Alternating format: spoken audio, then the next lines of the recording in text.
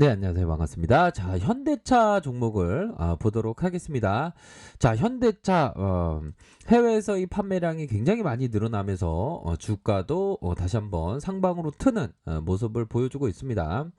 자, 결국에는 저점을 찍고 삼중 바닥을 찍으면서 주가에 있어서 다시 한번 추세를 만들어가는 이런 어떤 모습을 보여주고 있고요. 5일선을 타고 다시 한번 상방으로 들어올릴 가능성은 굉장히 높기 때문에 자, 28만 9천 원에 이런 어떤 전고점 돌파에 대한 부분이 충분히 나와줄 수 있는 그러한 어떤 종목이 바로 현대차다. 결국에는 역배열 상황에서 정배열로 우상향적인 모습을 현재 보여주고 있습니다. 주가의 흐름이 굉장히 좋고요. 카카오 종목을 보도록 하겠습니다. 카카오 종목 결국에는 액면 분할 이후에 고점권에 대한 부분에 갭을 다 메꾸면서 상방으로 치고 나가는 이런 어떤 모습을 보여주고 있기 때문에 강력하게 정고점을 돌파할 수 있는 그런 어떤 여력이 충분히 있는 기업이 바로 카카오라는 점을 말씀을 드리면서 IPO에 대한 부분 카카오페이, 카카오뱅크에 대한 IPO가 준비되어 있기 때문에 대여급입니다. 이런 어떤 IPO의 공개와 함께 주가에 있어서 강력한 모습을 보여줄 수 있는 모멘텀은 충분히 있지 않나라는 생각이 들어요. 그래서 월봉상 주가에 있어서 강력한 슈팅에 대한 부분이 나왔던 국면 이후에 눌려주다가 재차 강력히 슈팅에 대한 부분이 추세적으로 강력히 나오고 있는 구간에서 다시 한번 추세가 강화될 수 있는 그러한 어떤 여력은 충분히 있겠다라고 설명을 드려보도록 하겠습니다. 자, 셀트리온 주가에 있어서 바닥권의 모습을 확연히 보여주고 있는 그런 어떤 상황이라고 볼 수 있겠고요. 자, 다시 한번 새로운 파동을 만들기 위한 과정이라고 볼 수 있겠죠. 침체권 이후에 재차 반등을 보여주면서 다시 한번 정고점에 대한 부분 돌파가 쉽게 이루어질 수 있는 가능성은 충분히 있지 않나라는 생각을 말씀드려 보도록 하겠고요. 이런 어떤 바닥권 그리다가 슈팅에 대한 부분, 다시 바닥권 그리다가 슈팅에 대한 부분이 충분히 많이 나올 수 있는 그런 어떤 구간은 충분히 된다라고 설명을 드려보도록 하겠습니다. 자, LG전자 그동안의 주가가 저점을 찍고 반등세를 보이다가 지금은 힘을 모아주는 에너지 응축 과정이라고 볼 수 있을 것만큼이나 에너지를 모아주고 있는 그런 어떤 상황이라고 볼 수 있겠고요. 이러한 어떤 구간에서 재차 반등에 대한 부분이 충분히 나올 수 있을 것으로 생각을 합니다. 주가에 있어서 19만 3천 원에 이런 어떤 모습 이후에 재차 저점을 들어올려주는 모습을 충분히 보여줄 수 있겠다라는 점을 설명드려 보도록 하겠습니다. 그래서 41,600원 이런 어떤 바닥권이 있지 않았습니까? 바닥권을 있었고 다시 한번 눌려주면서 상방으로 주가를 들어올려주는 이런 어떤 모습이 긍정적으로 나와주고 있다라는 점을 설명드려 보도록 하겠고요. 자, 삼성전자를 살펴보도록 하겠습니다. 그래도 뭐 바닥권 찍고 다시 올라와주고 있죠. 그동안의 어떤 실적이 잘 나온 거에 비하면 형편없이 주가가 뭐 이렇게 강한 모습을 보여주지 못하는 그런 어떤 안타까운 모습을 보여주고 있지만 자, 결국에는 이러한 어떤 바닥권은 확실하게 만들어졌습니다.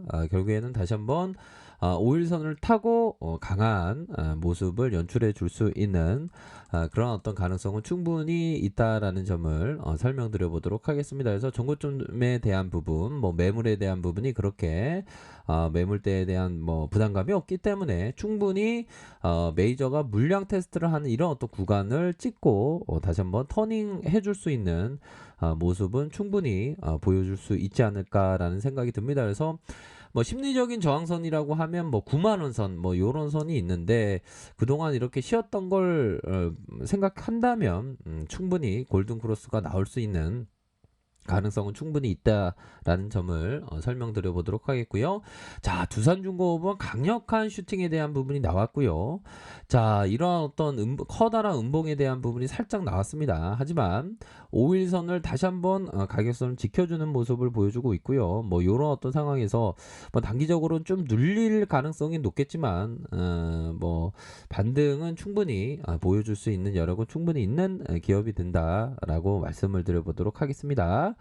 자, 보면 삼성생명에 대한 부분, 바닥권에서 31,700원에서 바닥권에서 강력한 이런 어떤 슈팅에 대한 부분이 나왔고요. 다시 한번 자, 보면 저점에 대한 부분, 다시 저점에 대한 부분에서 강한 반등에 대한 부분이 충분히 나와줄 수 있는 그런 어떤 구간은 충분히 되지 않나라는 생각이 들고요. 주가에 있어서 월봉에 대한 부분에서 바닥권을 만들다가 다시 한번 터닝해주는, 다시 한번 눌려주다가 재차 터닝할 수 있는 그런 어떤 종목은 분명하다. 뭐 삼성생명에 대해서는 굉장히 주가에 있어서 안정적이고 비즈니스 모델 좋고 결국에는 주가가 저가 영역이기 때문에 이런 어떤 종목에 대해서 많이 관심을 가지셔야 한다라고 설명을 드려보도록 하겠고요. 자, KB금융의 종목을 보면요, 28,850원을 찍고 다시 한번 강한 모습, 은행주가 강한 랠리를 펼쳐주고 있습니다. 주가에서도 이전에 69,200원까지 슈팅이 나왔던 부분이 있었죠. 그러다가 하락세 이후에 다시 한번 재차 고개를 드는 모습을 보여주고 있는데, 은행주는 워낙에 비즈니스 모델이 좋기 때문에 따박따박 현금 창출 능력이 엄청나지 않습니까? 이런 어떤 기업에 대해서 모아가는 그런 어떤 전력을 취해야 된다. 자, 기업은행에 대한 부분, KB은행에 비하면 기업은행은 전혀 오른 게 없는 그런 어떤 부분이 되지 않습니까? 결국에는 자, 5일선을 타고 다시 한번 상방으로 칠 수 있는 그런 어떤 모습은 충분히 보여주지 않을까라는 생각을 말씀드려 보도록 하겠습니다. 자, 우리 지수에 대한 부분 3266포인트를 앞두고 살짝 눌려주는 모습을 보여주고 있는데, 결국에는 사상 최고가를 결국에는 돌파해 낼 것으로 생각을 합니다. 결국에는 이런 어떤 월봉 상황에서 결국 우리 지수에 대한 부분, 자, 지난 1985년도에 상장 이후에 다시 한번 연일 신고가를 갱신하는 이런 어떤 모습. 자, 새로운 역사를 쓰고 있죠. 신고가 자체만으로도 시장이 변함이 있다. 시장에서의 변함이 있다. 분명히 말씀드려 보도록 하겠습니다. 그렇기 때문에 시장에서의 변함, 바로 강세장인 거죠. 그 강세장에서는 좋은 기업을 부여잡고 끝까지 보유하는 그런 어떤 존버의 정신이 굉장히 필요한 그런 어떤 부분은 충분히 맞는 것 같아요. 그래서 이번 장은 굉장히 큰 시장이 되겠고, 그동안에 박스피를 생각하면 엄청난 큰 장이 펼쳐질 수밖에 없는 그런 부분 되지 않겠습니까? 결국에는 이번 장에서의 유례를 찾아볼 수 없는 강세장에서 정말 어떤 좋은 기업을 잡는 그런 어떤 전략을 반드시 취하셔야 한다라는 점을 말씀을 드려보도록 하겠고요.